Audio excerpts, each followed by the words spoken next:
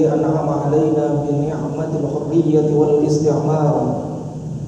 أشهد أن لا إله إلا الله الملك القهار، وأشهد أن محمدا رسول الله المصطفى المختار. اللهم صل على سيدنا محمد وعلى آل سيدنا محمد. فيا عباد الله، أوصيكم وإياي بتقوى الله فقد فاز المتقون.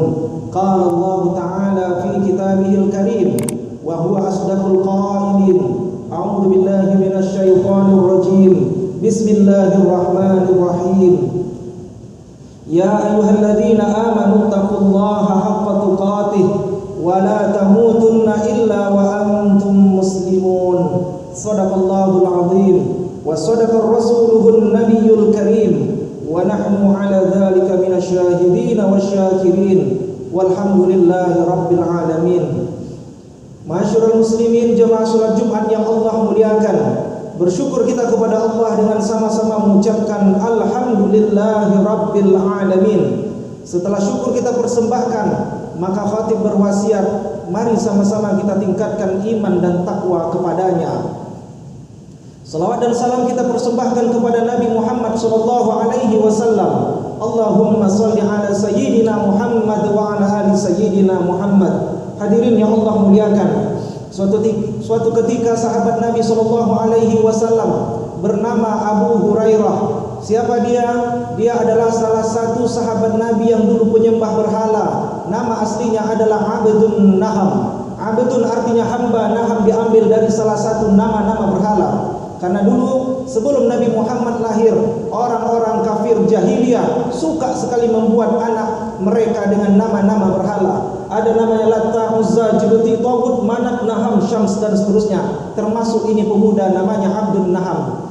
Tapi ketika dia melihat wajah Nabi Muhammad yang begitu menawan, dan akhirnya tergugah hatinya untuk mengikuti kemanapun Nabi Muhammad pergi, maka saat itu tepat di hadapan baginda Muhammad dia mengatakan asyhadu an la ilaha illallah wa asyhadu anna Muhammadar Rasulullah, mengaku bahwa Allah Subhanahu wa taala Tuhan yang berhak disembah dan Nabi Muhammad adalah utusan Allah. Setelah itu apa yang terjadi hadirin? Nabi tahu namanya Abdun Naham, diganti Nabi dengan nama Abdur Rahman. Karena nama ayahnya adalah Sohar, maka ini pemuda namanya Abdur Rahman bin Sohar. Karena dia berasal dari kota Dawus dekat kota Yaman, maka namanya Abdur Rahman bin Sohar Ad-Dawsi. Kemana-mana Abdur Rahman ini pergi bersama Nabi Muhammad, dia bawa kucing yang mungil, dan sampai di telinga kita diberi julukan Nabi Muhammad dengan nama Ya Abahir, wahai pemuda yang suka menggendong anak kucing yang mungil, dan sampai di telinga kita dengan sebutan Abu Hurairah. Apa kata Abu Hurairah? Qala Rasulullah sallallahu alaihi wasallam, Nabi pun bersabda, salatatun, ada tiga kelompok, ada tiga golongan, ada tiga fraksi, ada tiga kubu, la yukallihumullah, yang tak diajak bicara oleh Allah Subhanahu wa taala yaumal qiyamah, di hari nanti idza samaa'un fatarat, pada saat langit terbelah. Apa makna tak diajak bicara oleh Allah hadirin? Apakah jumlah manusia nanti di padang mahsyar Allah kumpulkan miliaran, saking banyaknya jumlah manusia Allah tak sanggup menghitung dan mengajak bicara? Jawabannya tidak. Kenapa? Karena wallahu sari'ul hisab. Allah itu sangat cepat perhitungan amal ibadah kita. Walaupun jumlah kita nanti ramai, bahkan dijumlahkan ditambah dengan jumlah bangsa jin, tetap Allah sanggup menghitung semua amal kita secara detail. Apa makna tak diajak bicara? Maknanya adalah kelompok ini hadirin nanti di hari kiamat mereka tak dirahmati oleh Allah Subhanahu wa taala. Maha suci Allah dengan kebesarannya. Andai pun saudaraku ada pejabat datang di tempat kita ini, lalu satu persatu pejabat tersebut menyalami jamaahnya, disalaminya, disapanya, diajaknya bicara apa kabar dan seterusnya, maka pas giliran kita hadirin yang Allah muliakan, sang pejabat ini tidak mengajak kita bicara dan bahkan tidak mengulurkan tangannya untuk berjabat tangan. Bagaimana perasaan kita saat itu? Tentulah perasaan kita sangat sedih. Kenapa? Karena kita tidak dianggap sang pejabat tersebut. Tapi nanti hari kiamat bukan sang pejabat ini yang tidak mengajak kita bicara, bukan pejabat ini yang tidak mau menyalami kita, tapi yang menciptakan pejabat tersebut yaitu Allah Subhanahu wa taala. Maka siapa kelompok yang pertama yang tak diajak bicara oleh Allah? yaitu malakun kadzab, malak pemimpin, kadzab pendusta. Hadirin yang Allah muliakan, kalau seorang kepala keluarga yang berdusta, maka yang menjadi efek negatif atas kedustaannya adalah anak beserta istrinya. Tapi kalau sudah malakun pemimpin, sultan, kaisar yang kadzab pendusta, maka yang tak menjadi efek negatif di kemudian hari bukan saja anak beserta istrinya, tapi yang mendapatkan kesengsaraan di kemudian hari adalah rakyat yang menjadi jajahan kepemimpinan dia. Makanya hadirin yang Allah muliakan, dalam Islam sangat penting memilih pemimpin. Apa buktinya? Maka ada dalam satu ilmu fikih disebut dengan siasah syariah, politik Islam. Tujuan daripada politik Islam adalah menciptakan, menghadirkan seorang pemimpin yang adil. Ketika Nabi SAW meninggal dunia, sebelum itu Nabi perintahkan ada kelompok sahabat yang untuk mengurusi jenazah Nabi Muhammad. Siapa dia? Dia adalah sahabat Nabi SAW yang masuk dalam kategori kerabat keluarga, yaitu Ali dan seterusnya. Tapi Nabi sebelumnya juga perintahkan ada sekelompok sahabat yang nanti mengurusi siapa yang melanjutkan estafet kepemimpinan setelah Nabi meninggal dunia, yaitu sahabat Nabi Abu Bakar, Umar, Utsman dan seterusnya. Apa pentingnya saudaraku yang Allah muliakan? Nabi ingin memberikan pelajaran buat kita umatnya bahwa ketika ada kekosongan kepemimpinan, segeralah diganti kepemimpinan tersebut. Apa maknanya? Maknanya begitulah pentingnya memilih pemimpin dalam Islam. Bahkan pernah suatu ketika sahabat bertanya kepada Nabi SAW, "Ya Rasulullah, ayu syekhun akhafu ala ummatika minad dajjal?" Siapakah kira-kira yang kami khawatirkan, yang kami takutkan daripada fitnahnya Dajjal? Siapa setelah itu ya Rasul? Maka Rasul jawab, qala al-a'immatul mudallin rawahu Ahmad, yaitu adalah pemimpin yang sesat. Saudaraku yang Allah muliakan, begitulah pentingnya memilih pemimpin dalam Islam. Bahkan ada 7 golongan yang nanti dinaungi oleh Allah Subhanahu wa taala, yang tak ada naungan selain naungan Allah. Siapa posisi pertama? Posisi pertamanya adalah al-imam adil, pemimpin yang adil. Pemimpin adil diposisikan posisi pertama. Pemimpin yang berdusta diposisikan posisi pertama bagi mereka yang nanti tak dipandang oleh Allah Subhanahu wa taala. Begitulah pentingnya Islam memandang, memilih pemimpin.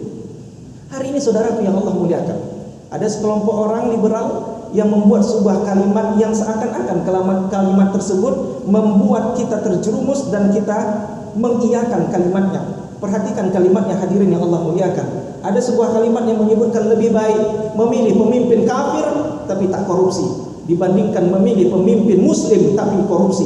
Dua kalimat ini hadirin yang Allah muliakan sama-sama buruk di hadapan Islam.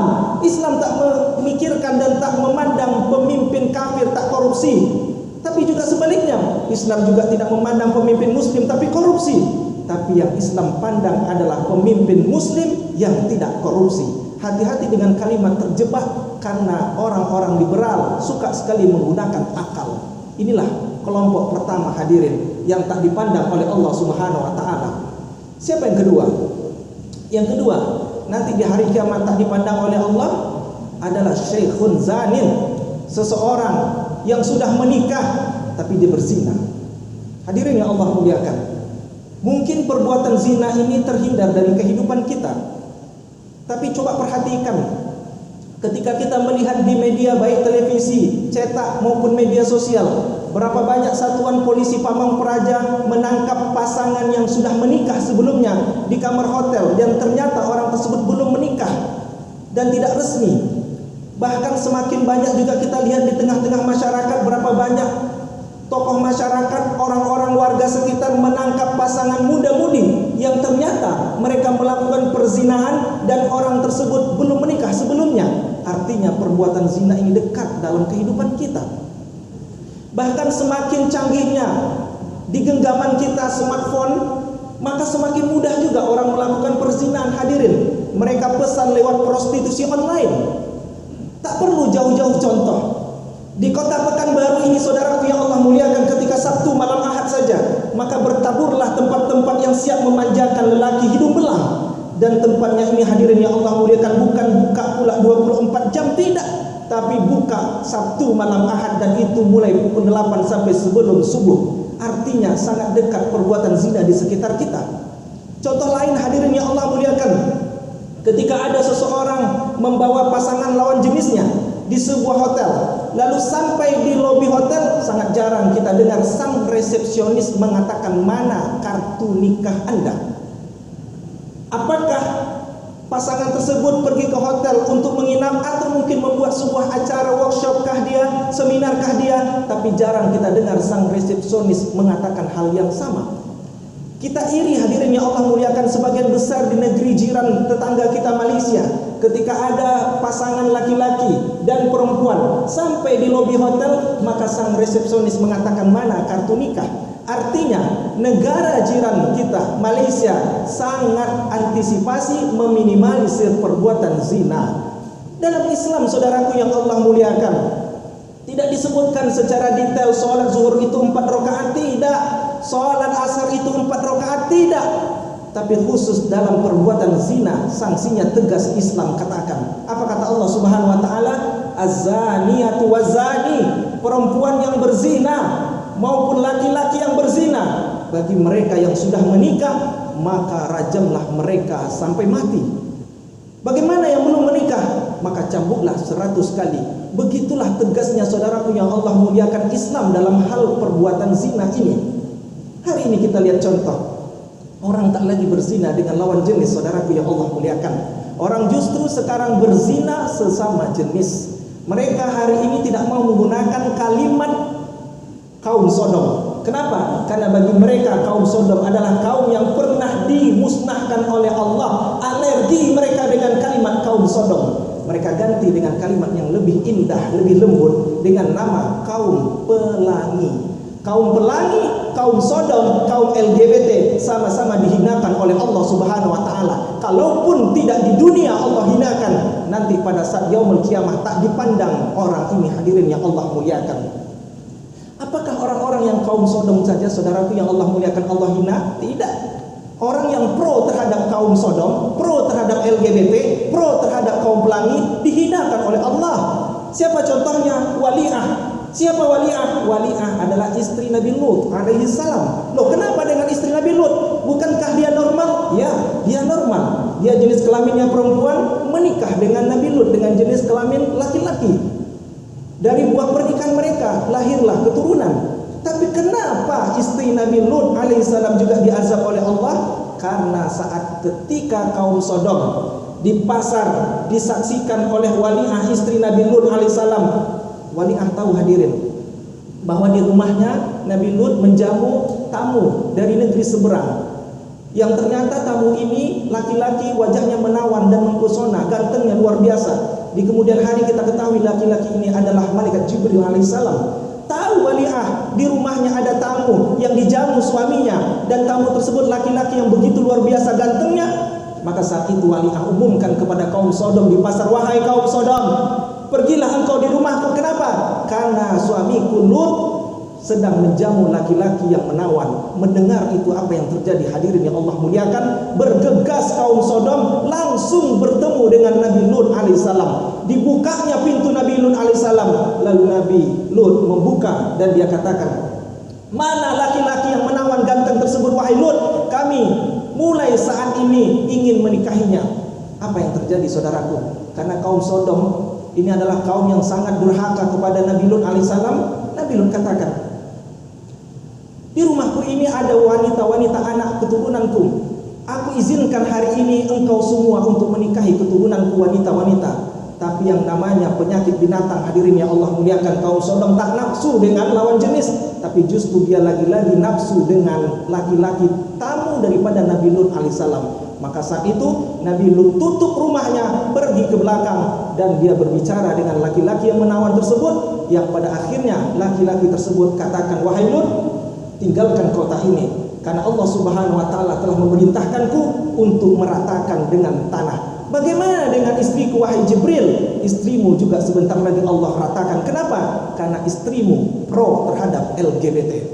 Maka hadirin yang Allah muliakan, hari ini kita mendengar informasi, mudah-mudahan informasi yang tidak betul, ada sebuah rancangan undang-undang yang justru dalam pasal tersebut, saudaraku yang Allah muliakan, membolehkan seseorang untuk melakukan perbuatan suka sesama jenis. Mudah-mudahan undang-undang ini tidak disahkan, apatah lagi disahkan di tengah malam. Na'udzubillah summa na'udzubillah min zalik.